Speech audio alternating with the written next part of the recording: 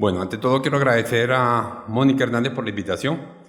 La idea es hablar en el día de hoy un poco sobre ECMO pediátrico y ECMO venoarterial. Sé que con la doctora Eliana estuvieron hablando algunas generalidades y algunos conceptos de ECMO venovenoso. Entonces, básicamente la charla de hoy va a estar dirigida a ECMO venoarterial. El contexto de la presentación básicamente va a ser la parte histórica. Vamos a hablar algo de historia, vamos a establecer el contexto. Vamos a tratar de hablar de las metas del ECMO, las indicaciones neonatales y pediátricas y estrategias básicas para el manejo del ECMO venoarterial. Desde 1930, el cardiocirujano John Gicmo, en colaboración con su esposa, desarrolló el primer apoyo de circulación extracorpórea impulsada por la muerte de un paciente de una neumonía. Luego, en el 53, ya se comienza a emplear la circulación extracorpórea para el cierre de una comunicación de una CIA mediante el oxigenador de burbuja. Posteriormente, en el 57, hay un descubrimiento revolucionario del pulmón artificial. En 1971, el doctor Hill realiza el primer uso de extracorpórea prolongada fuera de la sala de operaciones en 1972. Este fue un varón de 24 años que tuvo un diestrés respiratorio secundario a un politrauma, proporcionando apoyo en el pulmón y con una membrana llamada membrana de Braxton. En el 75, Barlen toma una decisión y hace una estrategia para una inmigrante mexicana por una broncoaspiración de meconio y se hace el primer ECMO venoarterial en la unidad neonatal.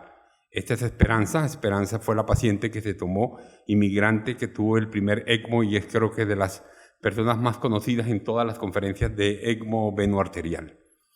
Luego en el 85 comienzan a aparecer los primeros ensayos sobre el ECMO con fallo respiratorio agudo neonatal publicado en 1985. Luego, a partir del 94, comienzan a hacerse las conferencias de Elson internacionales, representando en primera reunión de Elson y de ESO. Y el ELSO se convirtió como el epicentro y el desarrollo y definición de pensamiento y de criterios clínicos para ir llevando a los pacientes de indicaciones de ECMO venoarterial o venovenoso. Luego se comienzan a hacer los registros y vamos a mencionar qué es lo que hacemos durante todos los centros a nivel mundial. Miren lo que ha sucedido a nivel mundial. Cada vez encontramos que hay mayores centros de ECMO y cada vez hacemos más corridos de ECMO venovenoso o venoarterial en estos grupos de pacientes. Esta es la sobrevida. Esto lamentablemente, a pesar del tiempo, no ha cambiado y hemos mantenido a nivel pediátrico y a nivel neonatal las mismas tasas de sobrevidas en el tiempo, a pesar de los cambios que hemos tenido de tecnología. A nivel pulmonar, la sobrevida al alta es alrededor del 61%. El ECMO cardíaco pediátrico, que es el que hacemos en la mayoría de nuestro caso, representa aproximadamente al alta un porcentaje del 54% de sobrevida y en reanimación cardiopulmonar representa aproximadamente un 42%. El neonatal a nivel pulmonar 73% al alta, a nivel cardíaco neonatal menores de 30 días de vida 44% al alta y en CPR en reanimación aproximadamente un 42% de sobrevida al alta.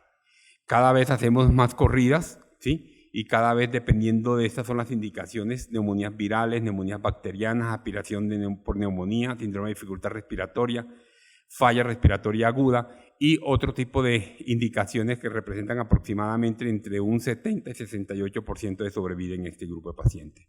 Cada vez hay más corridos, como lo vemos, cada vez hay mayores centros, cada vez hay más ECMOs venoarteriales a nivel de la población pediátrica. A nivel neonatal cardíaco, esto es lo que hacemos, cada vez hay mayor indicación de neonatal pediátrico, ¿sí? Y cada vez que operamos más neonatos, cada vez vamos a tener la posibilidad de tener soporte venoarterial en este grupo de pacientes. Las indicaciones o las causas por las cuales se hacen ECMO venoarterial pediátrico representan aproximadamente enfermedades congénitas 57%, paro cardíaco 53%, y eso estamos hablando de sobrevidas, choque cardiogénico, cardiomiopatías, miocarditis y otras causas de indicación cardíaca en la población pediátrica representan aproximadamente el 61%. En conjunto, más o menos va entre el 50 y 55% de sobrevida a la alta de este grupo de pacientes.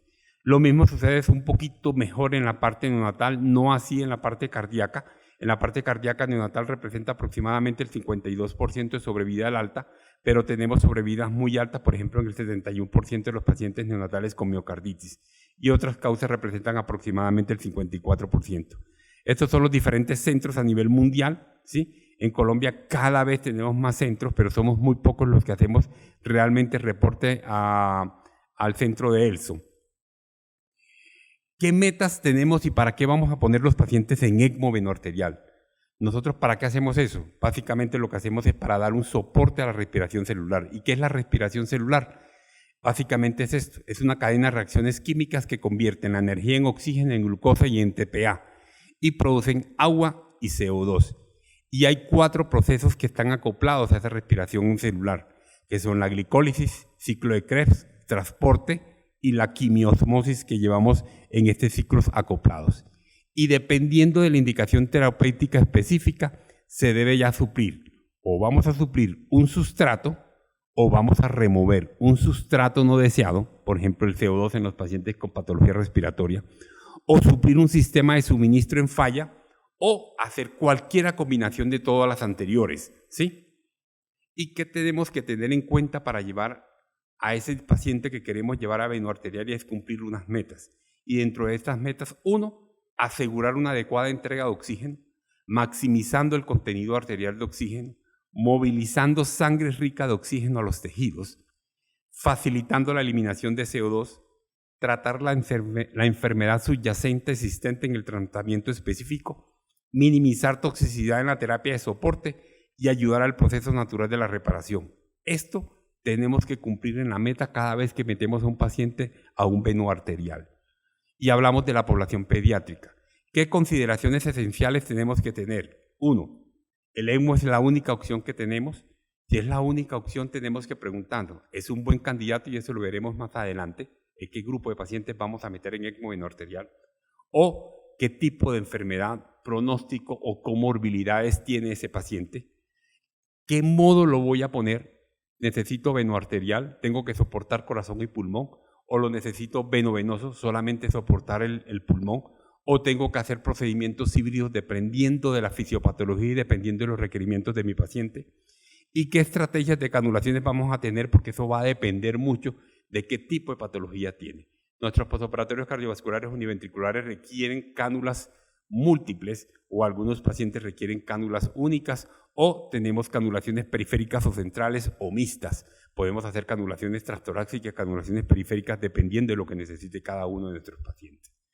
¿Qué hay que tener en cuenta? Son condiciones potencialmente tratables con el ECMO y eso es lo que tenemos que definir con nuestro grupo de ECMO. Si son condiciones parcialmente tratables, potencialmente tratables, y si hay un intercambio o hay alteraciones en el intercambio gaseoso, sí, ese es un buen candidato. Es el paciente que tiene una obstrucción traqueal, una atresia traqueal, es un estado asmático, es una lesión pulmonar aguda, ¿sí? O que tengamos alteraciones en la distribución. Y ese grupo de pacientes es nuestro gran grupo de pacientes, postoperatorios cardiovasculares, cardiopatías dilatadas, obstrucciones postoperatorias, o síndrome postpericardiectomía, o pacientes que tienen un choque séptico, o que tienen alteraciones combinadas, tanto en el intercambio gaseoso como en la distribución, y es en la gran mayoría de nuestro grupo de pacientes, que están en edema pulmonar, hipertensión pulmonar, un SDRA con disfunción miomiocárdica. Pero lo que sí hay que tener en cuenta, que si mi paciente tiene una alteración en la respiración celular, estos son daños irreversibles, son daños que no vamos a mejorar con el ECMO venoarterioso, por lo tanto no son candidatos a llevar. Ahora, ¿cuál modo voy yo a colocar a mi paciente? Y esto va a estar determinado básicamente por estos 4 puntos importantes.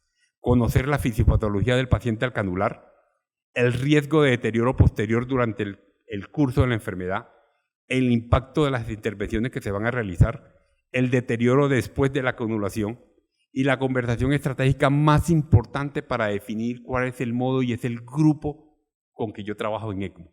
Tengo que hablar con mi cirujano, tengo que hablar con nuestro grupo de intensivistas, tengo que hablar con mi grupo de perfusión, con mi grupo de anestesia, para saber, conocer cuál es la enfermedad primaria, cuál es la función cardíaca endógena que tiene ese paciente y si tiene posibilidades de recuperación, qué edad tiene mi paciente, qué peso tiene mi paciente, cuáles son los flujos esperados y qué tan grande es mi paciente para poderlo llevar y cuáles son las opciones que yo debo darle a mi paciente dependiendo de qué lo requiere. ¿Qué requiere? ¿Un BA?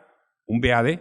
¿Un soporte venovenoso o una combinación de cada una de estas? Y es lo que debemos discutir como grupo de trabajo.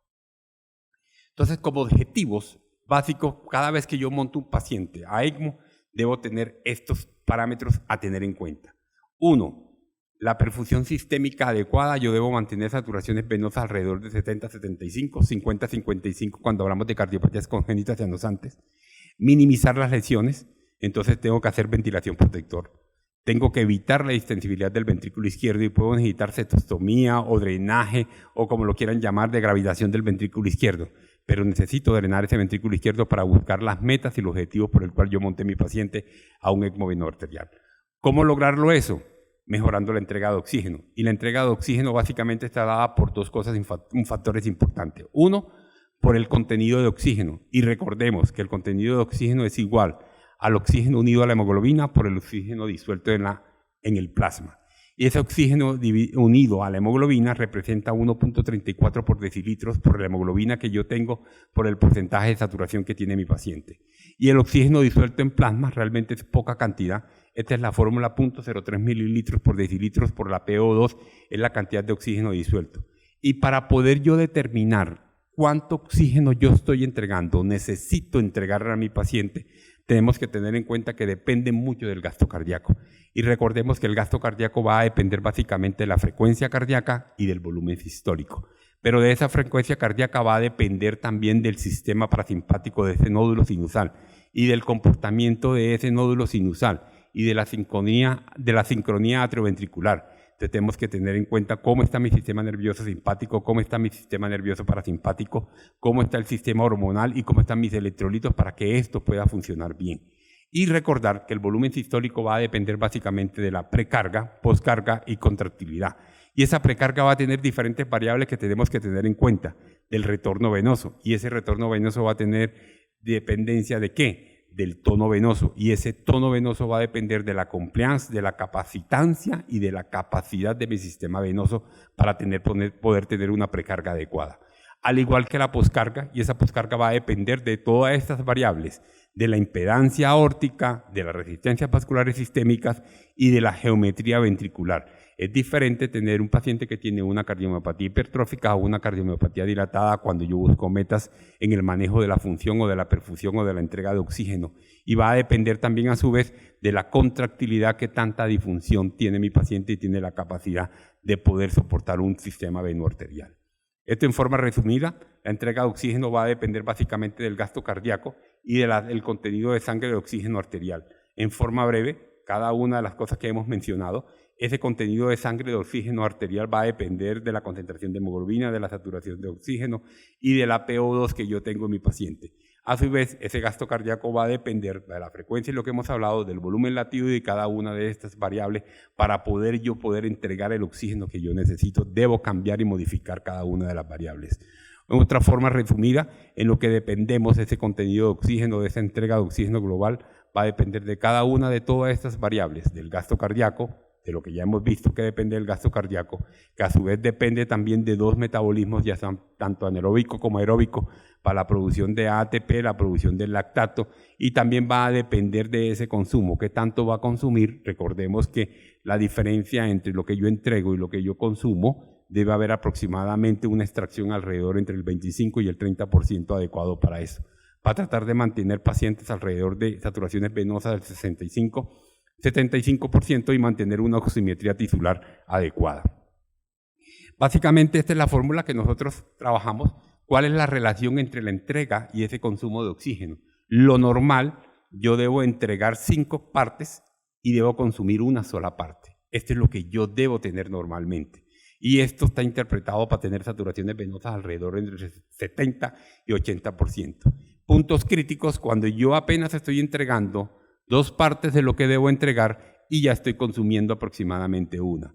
Y cuando yo tengo menos de esa relación de 2:1, el paciente prácticamente está en un shock isquémico y que debe depender y suministrar dependencia para poder entregar y perfundir mejor a mi paciente.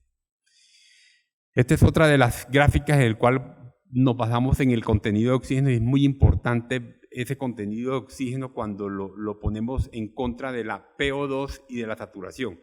Miren qué tan interesante, a medida en que yo tengo menos hemoglobina, este es el punto ideal del venoso, pero a medida en que mi hemoglobina cada vez baja, yo voy a tener menos contenido de oxígeno y menos PO2 y va a ser muy difícil tratar de mantener mi perfusión y mi entrega de oxígeno.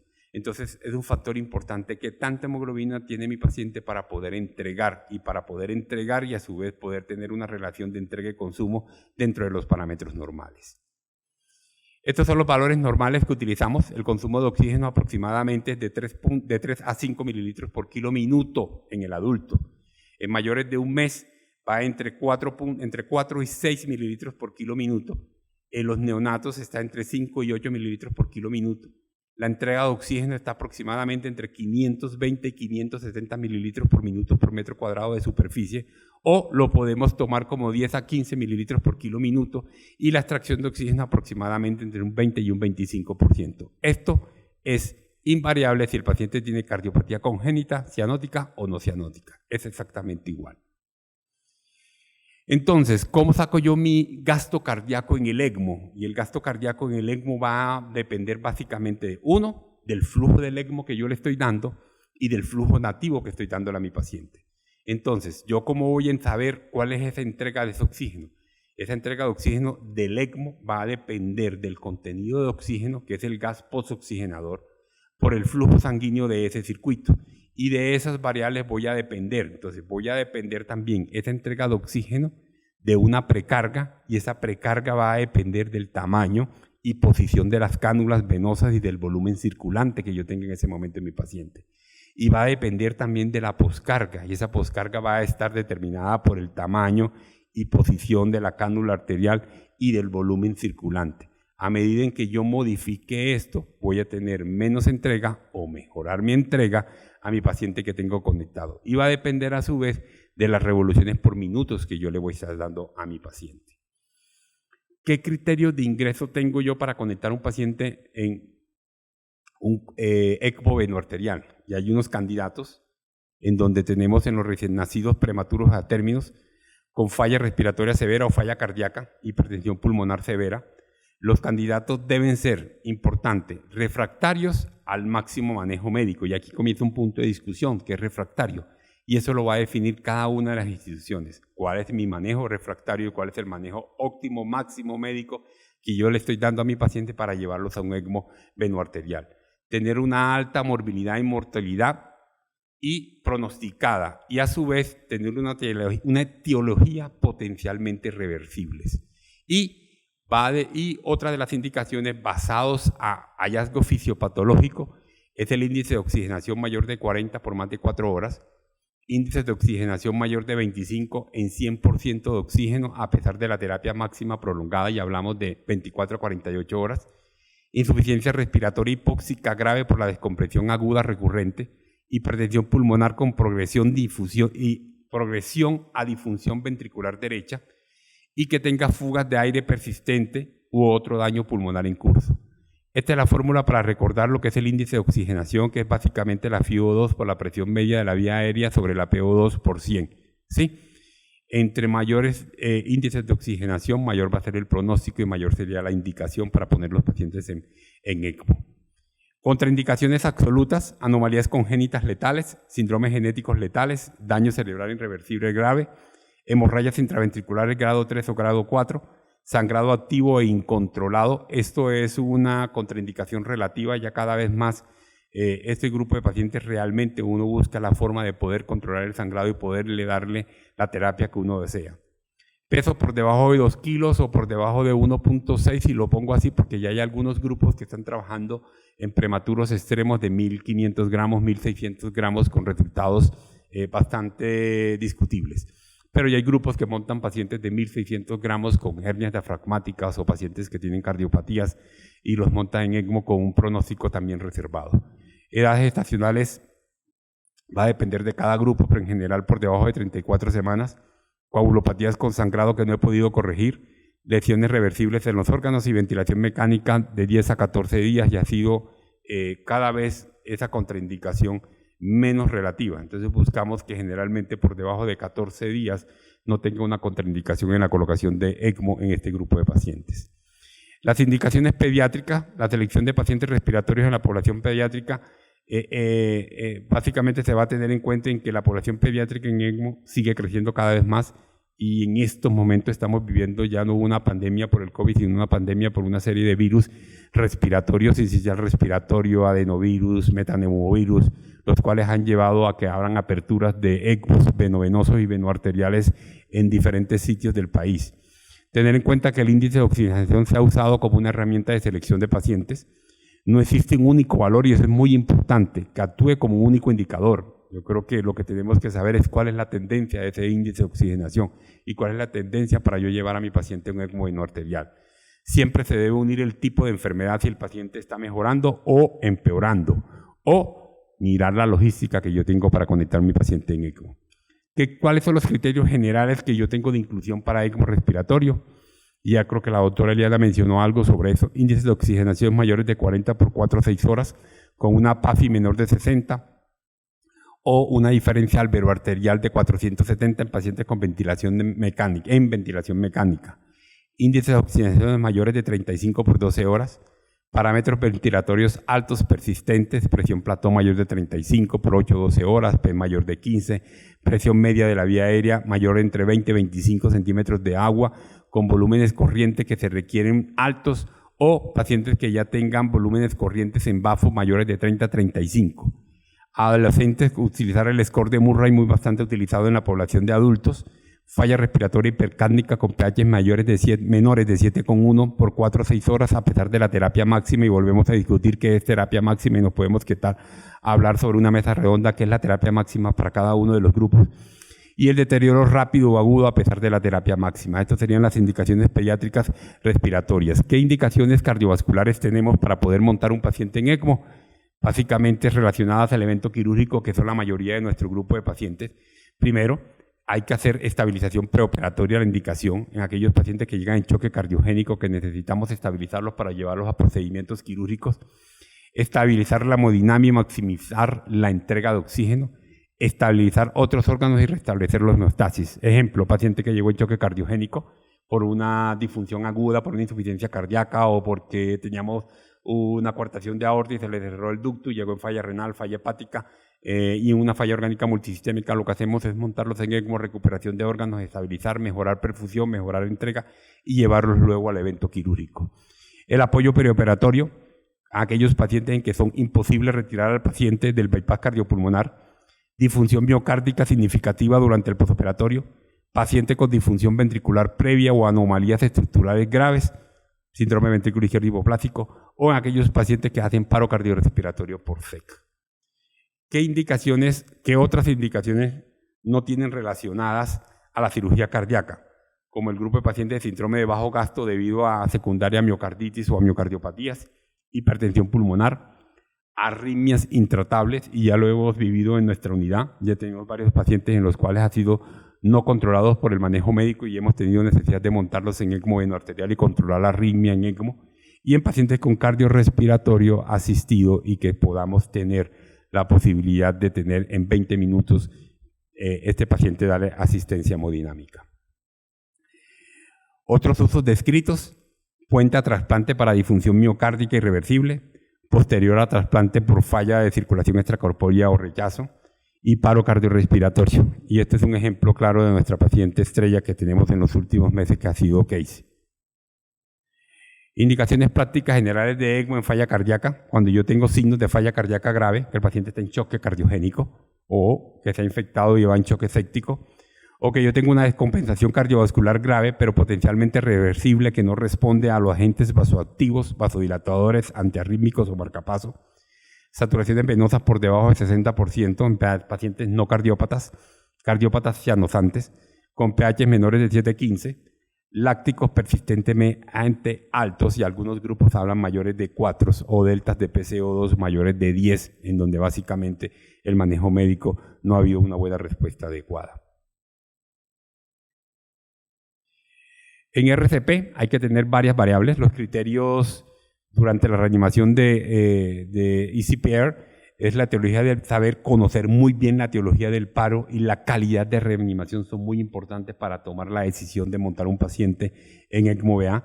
Estudios han mostrado mejores resultados cuando se implementan antes de los 30 minutos, y parece de gran importancia el periodo de bajo flujo, que tanta RCP de alta calidad estoy dando.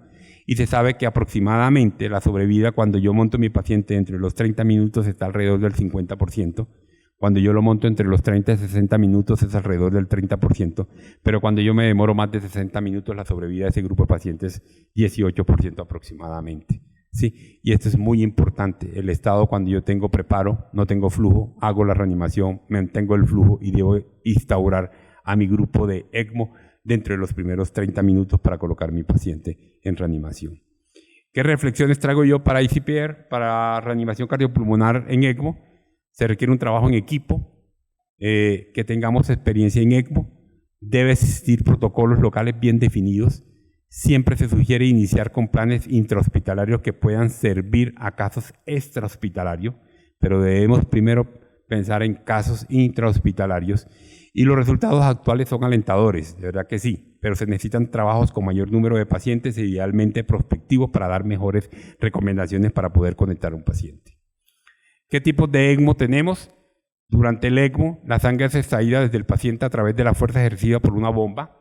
La bomba conduce la sangre a través de una membrana de intercambio de gases, permitiendo la oxigenación y la remoción de CO2. Las bombas pueden ser de dos tipos, roller, centrífuga, y los tipos de ECMO son venovenoso y venoarterial. No voy a hablar de bombas de roller, no es nuestro trabajo, no tenemos experiencia en bomba de roller, pero hay grupos todavía en estos momentos que todavía siguen trabajando en bomba de roller, sobre todo en unidades neonatales. Vamos a hablar de la bomba roller. Básicamente lo que hace es una disposición de rodillos que giran 180 grados, comprimiendo una tubuladura por la cánula por la cual circula la sangre, produciendo de esta manera un flujo anterógrado. Mientras que las bombas centrífugas, que son las que nosotros hacemos, disponen de un rotador con un cono que al girar produce un vórtex, un vórtex que drena la sangre del paciente y la impulsa hacia el oxigenador. Son las más utilizadas actualmente. Y voy a hablar básicamente de ECMO venoarterial. El ECMO venoso, básicamente dos cositas que ya mencionados anteriormente. Puede ser realizado a través de una cánula, puede ser utilizado en pacientes mayores y adultos, se puede realizar a través de dos cánulas. En niños ya hay experiencia también tomando una cánula de drenaje y una cánula de retorno. Lamentablemente no tenemos cánulas bilumen, que sería lo ideal. Siempre hay que preparar a mi paciente cuando yo lo voy a llevar un ECMO venovenoso, normalizar el volumen intravascular, optimizar el soporte inotrópico, normalizar los electrolitos y optimizar la hemoglobina. ¿Qué flujos voy a colocar? Y esto ya fue mencionado y lo voy a hacer muy rápidamente. Neonatos entre 120 y 140 mililitros por kilo minuto. Pediátrico entre 90 y 105. Adolescente alrededor de 50 a 70 mililitros por kilo minuto. Las indicaciones de soporte adecuado en los pacientes son esto. Saturaciones del paciente entre 70 y 80%. Las saturaciones venosas del circuito del ECMO debe ser mayor de 60. Si hay cánula cerebral, saturaciones venosas cerebrales mayores de 55%. Gasimetría adecuada, hemoglobina de 15 a 16 y mantener una perfusión adecuada en este grupo de pacientes.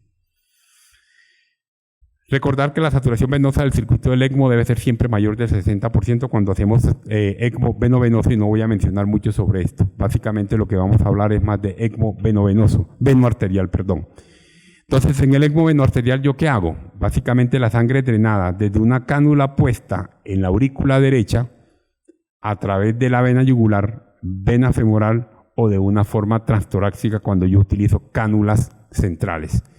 La sangre vuelve a la aorta torácica luego de pasar por el oxigenador. Yo tengo mi centrífuga, extraigo, paso por mi oxigenador y regresa nuevamente a mi aorta, ya sea a través de la carótida o a través de directamente sobre la aorta ascendente cuando yo utilizo soporte transtorácico.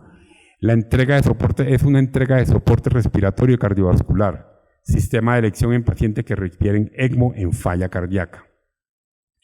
Al aumentar el flujo de ese bypass que yo tengo, este es un flujo no pulsátil, y el ser un flujo no pulsátil va a producir un aplanamiento de la onda de pulso. Afecta de manera significativa la función renal, provocando también la liberación de catecolaminas por estimulación de los receptores del seno carotidio. Recordemos siempre que nosotros hacemos presión de perfusión a través de de la presión de pulso, que voy viendo a medida en que voy monitorizando a mi paciente, voy viendo la mejoría de su función cardíaca, o de la presión de perfusión a través de la presión media por pérdida de la pulsatividad de este grupo. Y la idea es tratar de no perder la pulsatividad. Estos son los flujos de acuerdo al peso. entre 1.8 kilos, lo que mencionábamos que hay grupos que ya trabajan con este peso, a 3 kilos, más o menos el flujo de la bomba debe ser alrededor de 100 a 200 mililitros por kilo minuto, entre 3 y 10 kilos, 100 150 mililitros por kilo minuto, entre 10 y 15 kilos, 80 125, entre 15 y 30, 50 100, entre 30 y 50 aproximadamente 50 75 mililitros por kilo minuto. Eso es básicamente la tasa del flujo por el peso, ¿sí? Y esto no es una regla que debemos tener en cuenta siempre. Eso va a depender de la perfusión de mi paciente. Yo puedo tener pacientes de 10 kilos que con flujos de 70 centímetros por kilo van a tener mejor perfusión. O que tengo un paciente de 3 kilos y no requiero 100, sino que requiero 90. Y con 90 orina de puro lactato, perfundo mejor. Entonces va a depender de cada uno de los pacientes, de la necesidad de cada uno de los pacientes. Por eso es importante la evaluación de la perfusión y de las metas y los objetivos que yo quiero en mi grupo de pacientes. El ECMO venoarterial es el primer modo de soporte respiratorio y cardiovascular. Básicamente lo hemos mencionado durante toda la charla. Está indicado en la falla cardíaca primaria o secundaria. Puede ser empleado en enfermedad cardíaca y respiratoria combinada con disfunción cardíaca severa y prolongada. Y hay varias estrategias de canulación dependiendo de cada uno de los grupos de pacientes. Pueden dar flujos mucho más altos cuando yo pongo canulación central o periférica. Entonces, cuando yo utilizo canulación central, doy flujos más altos. Tiempo de canulación es un poquito más prolongado. Tengo problemas de complicación de sangrados más frecuentes, complicaciones infecciosas más comunes y usada más frecuentemente en los postquirúrgicos cardiovasculares. Y es empleada cada vez más en choques sépticos. ¿Por qué? Porque en los pacientes con choque séptico yo necesito dar flujos mucho más altos de lo que mucho más altos de lo que normalmente puedo dar. Si un paciente de 10 kilos, yo a veces necesito darle entre 120 y 130 centímetros por kilo minuto, entonces el tipo de canulación periférica no me va a dar, ¿sí? Entonces a ese grupo de pacientes cada vez la recomendación es hacer canulaciones centrales para dar flujos mucho más altos. El flujo de la bomba se incrementa cuando yo entro a mi paciente en ECMO, ya lo canulé, llegó mi cirujano, le puso las cánulas, y el flujo de la bomba se incrementa más o menos entre 50 centímetros cada 5 minutos hasta llegar aproximadamente al flujo que he deseado, ¿sí? A los 30-40 minutos yo debo tener un 70% de ese gasto cardíaco calculado, y alcanzando el 30-40% del gasto cardíaco se comienza a bajar los parámetros del ventilador. Acordemos veremos más adelante, parámetros ventilatorios de reposo que veremos y también es bastante discutido. Vigilar siempre el sensor de flujo del lado arterial para ver el flujo real que llega al paciente y controlar gases posteriores al inicio del bypass para ir ajustando los flujos de esos gases. El cálculo del gasto cardíaco del recién nacido va a depender del porcentaje del bypass menos el basado del gasto cardíaco de ese ventrículo izquierdo. En general, yo lo que necesito es aproximadamente 200 centímetros por kilo minuto del gasto cardíaco. Y en los pacientes pediátricos alrededor de 150 por kilo minuto. Un ejemplo, yo necesito dar 100%, doy 200 centímetros por kilo minuto. Si quiero 60% aproximadamente 120 centímetros por kilo minuto. Es básicamente multiplicar el peso por este flujo que yo requiero y darle ese flujo a nivel de la bomba. Sí, depende del tipo de cánula que veremos más adelante. ¿Cómo hago yo el intercambio gaseoso? El intercambio gaseoso lo hago a través de una membrana o una membrana pulmonar o lo llamado oxigenador. Esto está diseñado para permitir un eficiente intercambio gaseoso. Las presiones parciales de oxígeno y de dióxido de carbono determinarán la difusión de estos gases a través de la membrana que se encuentra en el interior del oxigenador. En el oxigenador el CO2 es bastante removible de manera muy eficiente, por lo que en general algunas veces requerimos adicionar CO2 por la eficiencia de estas membranas. Tiene un alto nivel de flujo, algunas y cada vez salen mejores membranas de poliprenteno, 2.8 litros por minuto, baja hemólisis, bajos volúmenes de primado o de cebado, algunos tienen 90, algunos tienen 80, 70 dependiendo de la marca. El flujo de gas del oxigenador se mide y limita para asegurar que la presión del flujo del gas en el oxigenador sea menor que la presión en el flujo de sangre. Y si el flujo de gas excede la presión del flujo de la sangre, puede ocurrir que haya ruptura de la membrana y embolismo aéreo, y es lo que hay que tener en cuenta. Los cambios de flujo de gas, esto es muy importante, no afectan mayormente la oxigenación de este grupo de pacientes en estas membranas. El intercambio de CO2 está dado por un oxigenador que es bastante eficiente. El gradiente de CO2 es usualmente pequeño, 40 en el oxigenador y 35-40 en la sangre. Y esto permite un adecuado intercambio de gases y de PCO2 normal en el paciente. Usualmente, algunas veces, nosotros no lo hemos tenido necesidad que hacer, pero tuvimos un paciente que inclusive cerrar parte del circuito para tener retención de CO2 porque era tan eficiente que teníamos hipocamia importante con lesión del sistema nervioso central, es el riesgo. Y el transporte de CO2 es relativamente independiente del flujo de sangre, ojo, pero muy dependiente de la superficie o del área de intercambio. Cualquier mal funcionamiento de la membrana que disminuya el área o la superficie de intercambio afectará el transporte de CO2 y la oxigenación. Ejemplo, formación de coágulos, trombo, fibrina o condensación del agua a nivel de la membrana, para tener en cuenta. Entonces, el intercambio de este gas va a depender básicamente de 3 elementos. Va a depender del gradiente de difusión, estamos hablando de CO2, del flujo de gas y del área de superficie del oxigenador, ¿sí? Si yo requiero aumentarle CO2 a mi paciente, se debe aumentar el flujo de CO2 en la mezcla de gases cuando yo puedo suministrar CO2. O disminuir el flujo de gases que fluye hacia el oxigenador.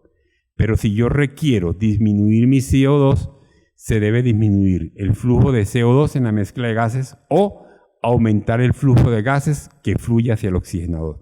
Y esto es muy importante. Esto es independiente del flujo de sangre de la bomba y de la concentración de hemoglobina, ¿sí? Va a depender básicamente de ese flujo de gases fresco que yo le voy a estar dando a mi paciente. Y la transferencia de CO2 es mucho más difusible que el oxígeno a través de esa membrana. Lo anterior determina que en ocasiones la PCO2 extremadamente baja a lo deseado en la sangre arterial. Y esto puede regular a través del manejo del flujo del gas del barrido o el llamado sweet gas flow, añadiendo CO2 a la mezcla de gases. Si de manera inicial la PCO2 del paciente es muy alta, esta se debe ir normalizando en forma lenta para evitar el trastorno de la perfusión cerebral. Por otra parte, si la PCO2 es muy baja y no se puede manejar con el flujo de gas de barrido, debe considerarse rápidamente el uso de CO2 en la mezcla de gases. En el intercambio de oxígeno, el ECMO, la oxigenación de membrana pulmonar, depende de estos siguientes factores. Entonces, la membrana va a depender de la cantidad de oxígeno en la fase sanguínea y en la fase de gas, o sea, de ese gradiente, de la facilidad con que el oxígeno atraviesa de la membrana y de la habilidad del oxígeno de difundir a través de esas capas de sangre. Por lo tanto, el intercambio de O2, de oxígeno, va a depender, uno, de un gradiente de concentración de oxígeno, va a depender de un flujo de sangre, va a depender de una superficie de área de la membrana, del funcionamiento de la membrana y del espesor de la lámina sanguínea, o sea, de la viscosidad sanguínea que yo voy a tener en mi paciente.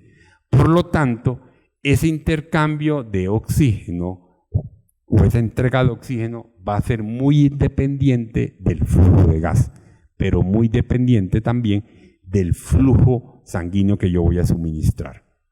Entonces, el ECMO-BA, el flujo de bomba, es el principal determinante de la oxigenación.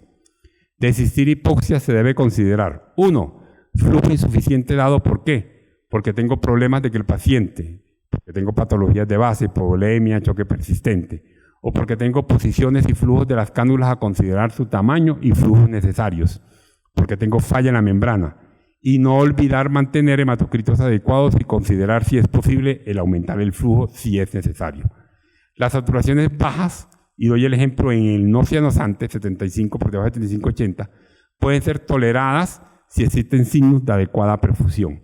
Lácticos bajos, adecuada diuresis, perfusión adecuada, NIRS adecuado.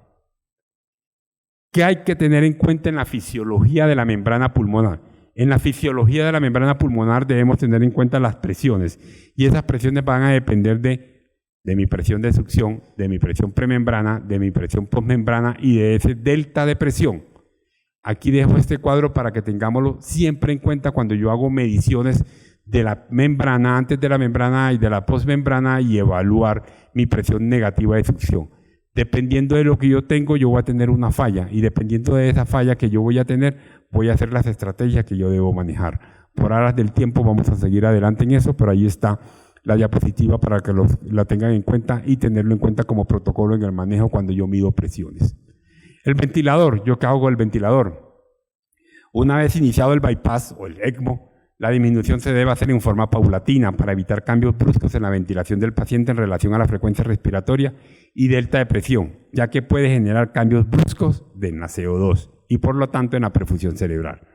Los parámetros de ventilación mecánica se disminuyen cuando yo alcanzo entre un 30 y un 40% de mi flujo en el ECMO o que yo tengo saturaciones arteriales alrededor del 90, saturaciones venosas mayores de 70. ¿Para qué hago yo eso? Para yo disminuir la presión intratorácica y para mejorar la precarga y la poscarga ventricular. Al mejorar la oxigenación y la ventilación, al corregir yo la acidosis respiratoria, se reduce las resistencias vasculares pulmonares, por lo tanto mejora el flujo pulmonar. Y la corrección rápida o la sobrecorrección de la acidosis respiratoria severa hay que tenerla siempre en cuenta porque es perjudicial para la perfusión cerebral. Recuerden que lo que lleva a esto es una vasoconstricción cerebral y podemos llevar a eventos isquémicos al tratar de corregir muy rápidamente el CO2 en un paciente que está con algún tipo de patología cardiorrespiratoria. ¿Cuáles son los parámetros de reposo? Y esto es una guía, no es un protocolo en el cual estos son los que yo tengo. Eso va a depender de cada paciente, va a depender del objetivo que yo busco en cada mi paciente. Pero básicamente lo que tenemos como parámetros de reposo, y voy a dedicarme al ECMO BA, la presión inspiratoria media debe estar alrededor entre 15 y 20, frecuencia respiratoria entre 15 y 20, PEP entre 5 centímetros de agua y una FiO2 que debemos llevar alrededor del 21%. Los parámetros de reposo de los pacientes neonatales en ECMO venovenoso suelen ser algunas veces mayores a los parámetros que hemos mencionado, ¿sí? Y lo que yo busco es evitar el daño de la ventilación mecánica y cuando quiero poner en reposo a mi pulmón, el objetivo es ese, reposo pulmonar. Estos son algunos parámetros en la población pediátrica, aunque hablamos de parámetros de reposo, básicamente PEP entre 10 y 15, algunas veces utilizamos menos, FiO2 por debajo del 50%, presiones inspiratorias medias por debajo de 28 y tiempos inspiratorios que van entre 0.7 y 0.5. Y la idea es esto, hacer lo que llamamos ventilación gentil, evitar parámetros que no produzcan daño, tratar de quitar el bafo que yo tengo en mi paciente o los parámetros altos de la ventilación mecánica. Recordar siempre, hipercapnia severa, bajar el CO2 muy lentamente. La recomendación es aproximadamente 20 milímetros de mercurio por hora, ¿sí? Dependiendo también del pH y de ese valor de CO2. Manejo de fluidos y nutrición. Los pacientes habitualmente están sobrecargados de volumen dado el exceso de fluidos y de reanimación que tienen esos pacientes antes de llegar a la terapia óptima o antes de llegar a la terapia máxima médica, en el cual lo que hacemos es una sobrecarga de volumen la gran mayoría de las veces. Tenemos soporte vasopresor alto, poscarga alta, alteraciones a nivel de la membrana alveolocapilar, alteraciones en el glucocáliz, que básicamente lo que buscamos como objetivo final es volver a los pacientes a su peso seco, manteniendo un adecuado volumen intravascular. Una vez que los pacientes están estables en el ECMO, puede uno iniciar diuréticos o puede iniciar terapias de reemplazo renal, ¿sí? Lo importante es primero, estabilice su paciente, manténgalo con buenas presiones de perfusión, buena entrega de oxígeno, disminuye el consumo de oxígeno, estabilidad hemodinámica y comience las terapias de reemplazo renal lo más pronto posible que pueda. En conclusiones, ¿qué podemos decir?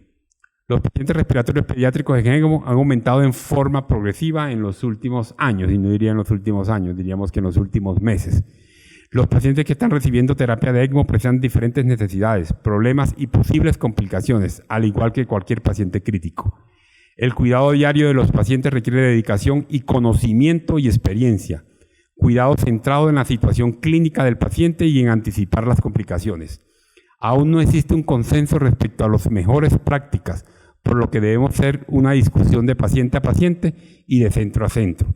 Tener algoritmos de anticoagulación, tener algoritmos de parámetros ventilatorios, niveles de sedación, manejo mi paciente despierto, es lo que le conviene a mi paciente. No todos los pacientes en ECMO se convienen en manejo despierto. Se deben estar atentos a los avances tecnológicos en procedimientos y medicamentos, lo que puede impactar profundamente en el cuidado y en el manejo diario de los pacientes. Es posible que trabajos prospectivos multisintéticos respecto al manejo y cuidado diario nos permitan estandarizar los mismos en un futuro.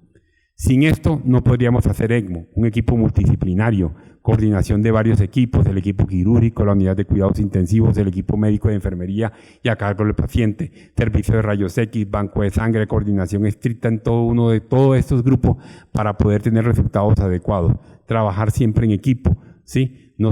Esto no es unilateral, esto es trabajo en equipo, esto es trabajo que se debe consensuar con cada uno de los equipos y crear parámetros y crear guías y crear consensos internos para poder facilitarle ya sea el transporte interno o el transporte externo a los pacientes que tienen una indicación de ECMO. Muchísimas gracias.